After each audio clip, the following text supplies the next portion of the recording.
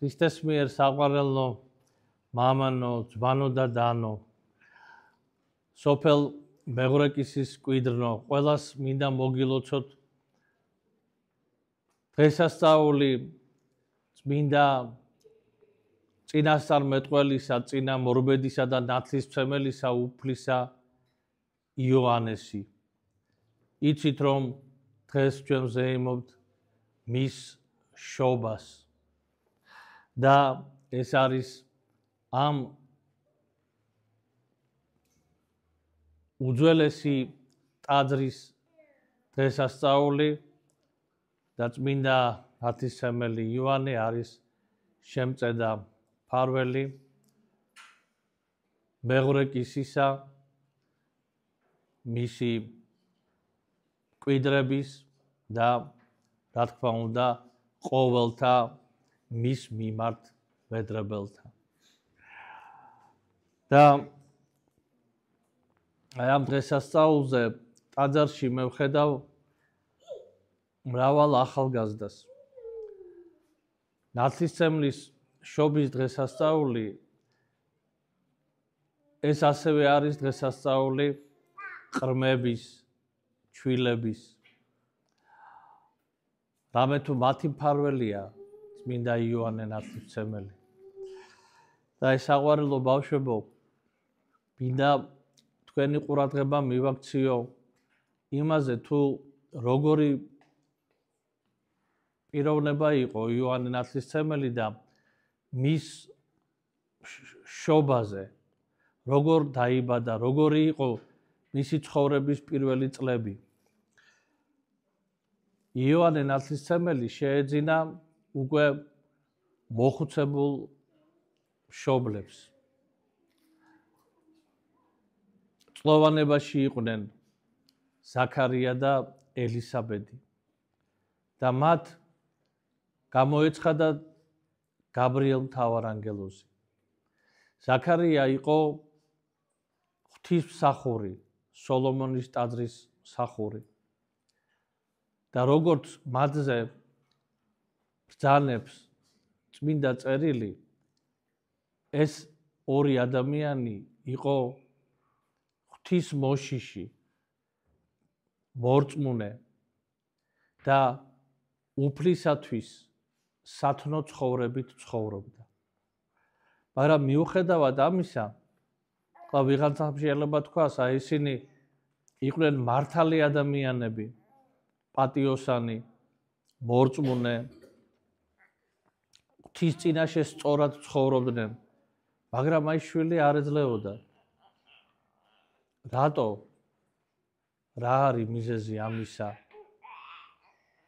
ესე იგი, არც ისე სწორი და მართალი ყოფილან ისინი, ან ღმერთი არ ეხმარებოდათ მათ.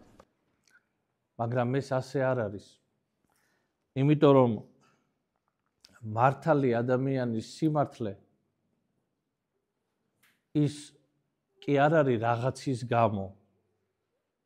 ის თავის სიმართლეს კი არ უმტკიცებს ვიღაცეებს.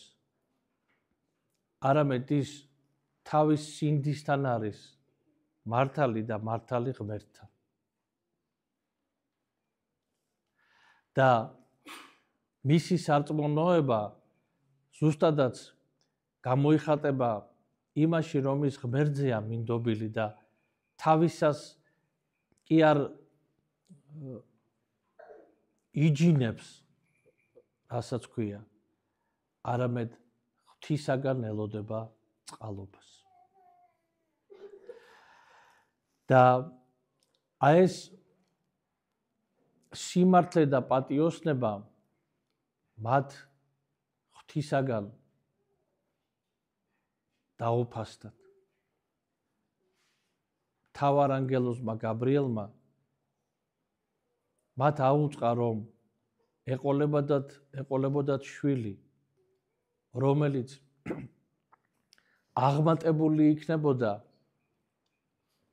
ისრაელის სხვა შვილთა მეტად და ის მოუწოდებდა ებრაელთა ერს ღვთისაკენ, სინანულისკენ და აუწყებდა მათ მესიის, ანუ ხსნელის, ქრისტეს მოსვლას. და აი ამგვარი სასწაულებრივი უწყებით წმინდა მთავარანგელოზ გაბრიელისა შემდგომ უკვე ზაქარია და ელისაბედს ეყოლათ იოანე ნათლისმცემელი.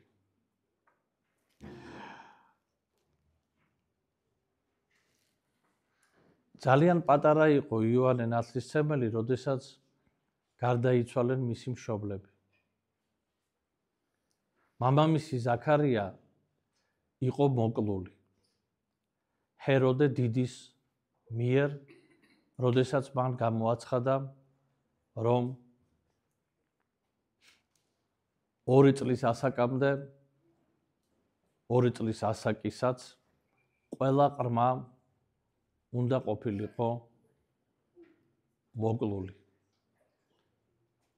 ყრმა მამაკაცის სქესის.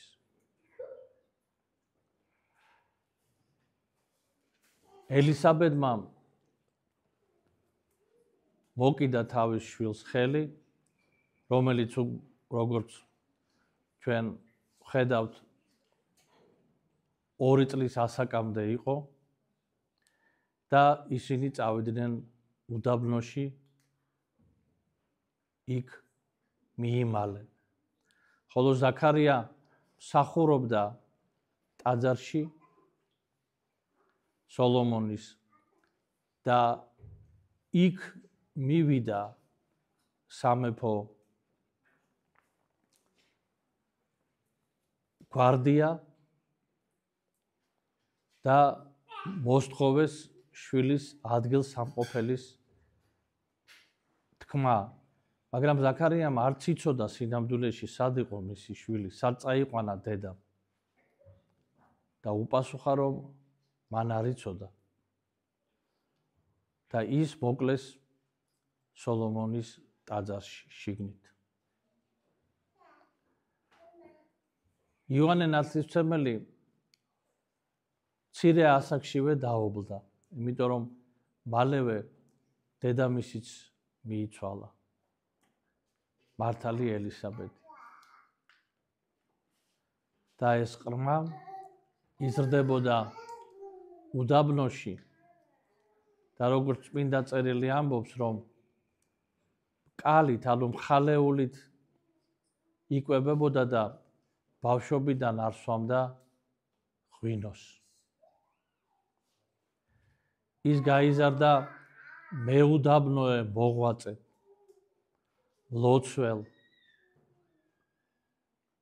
და ღვთის ერთგულ ადამიანად,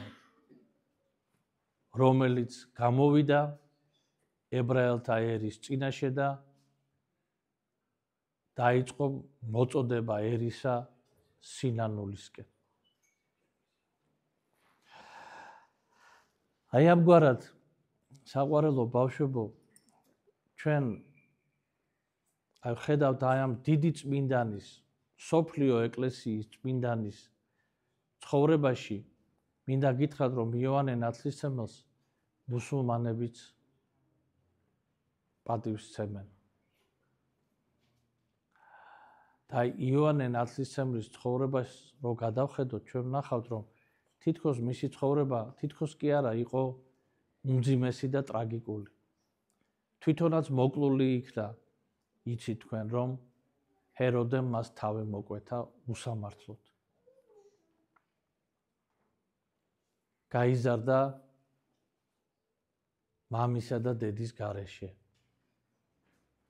თითქოს ამ ქვეყნიური ყოველივე, რაც ჩვენთვის მნიშვნელოვანია, ოჯახური სითბო, ურთიერთობა ახლობლებთან, ნათესავებთან, მეგობრებთან, ცხოვრება საზოგადოებაში, საქმიანობა, აი ამ ყოველივეს მოკლებული იყო ეს პიროვნება. მაგრამ სინამდვილეში ამ პიროვნებას ღვთის გარეშე არც ერთი წუთი არ უცხოვრია. მისი ცხოვრება იყო სავსე ღვთაებრივი შთაგონებით, ღვთისაგან მოცემული შინაგანი გრძნობით.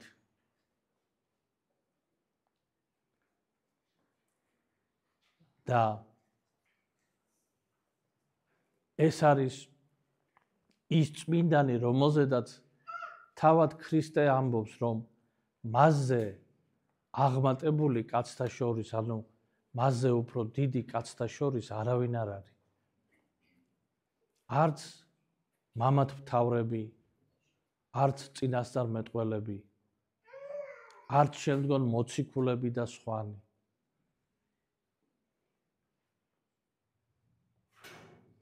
ყოვლადწმინდა ღვთისმშობელ დედას,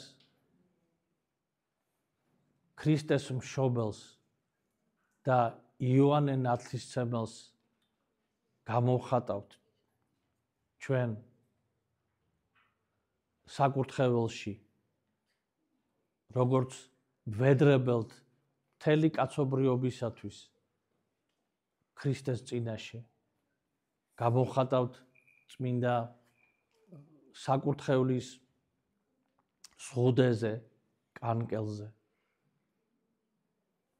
ვსეიმობთ ყველა დღესასწაულს, რომელიც დაკავშირებულია ამ წმინდანთან.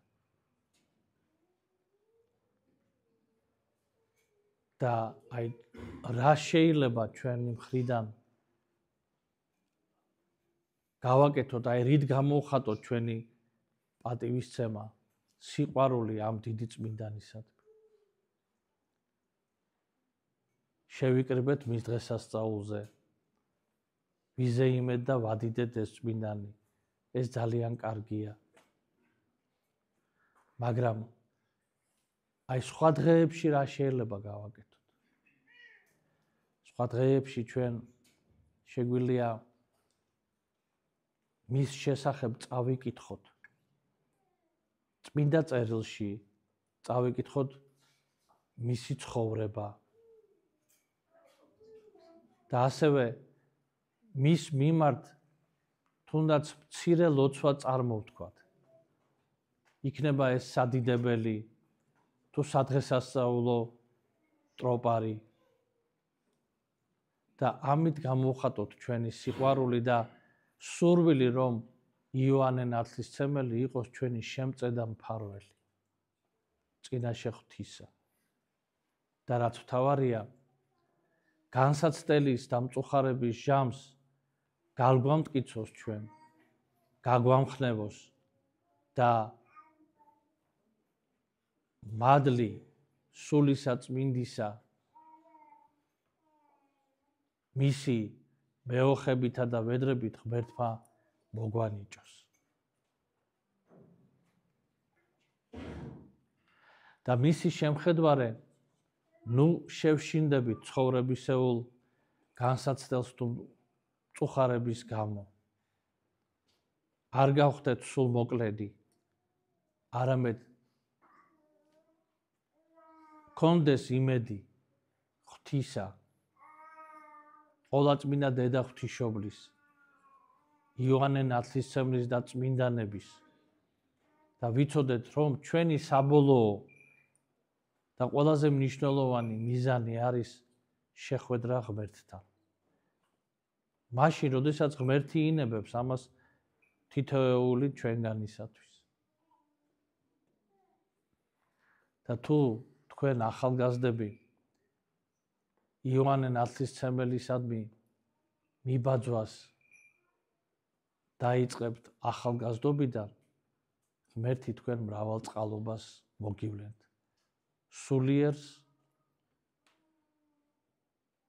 და ზეციურ საიდუმლოებასაც გაუწყებთ. ყველაფერს თავის დროზე. ყველაფერს თავისი საზომით. მერთმა დაგლოცოთ ძვირფასო ძმანო და დანო, ჩვენო საყვარელო ბავშვებო, ყველას გისურვებთ იოანე ნათლისმცემლის შემწეობასა და მეოხებას. მრავალს დაესწარით. ჩვენთან არს ღმერთი.